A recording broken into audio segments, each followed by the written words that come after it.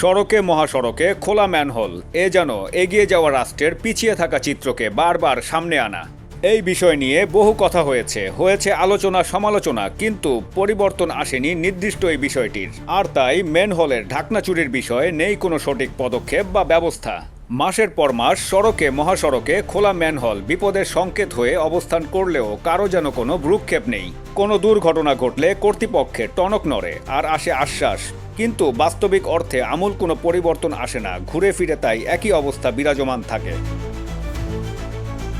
যথাযথ কর্তৃপক্ষ এই বিষয়টিকে গুরুত্বের সাথে আমলে নিবে এবং খোলা ম্যানহোলগুলোকে দ্রুততার সাথে ঢাকনা লাগিয়ে জনগণের চলাচল নিরাপদ করবে, এটাই সাধারণ মানুষের প্রত্যাশা। এম সাখাওয়াত হোসেন সুজন, দৈনিক আওয়ার বাংলাদেশ, ঢাকা।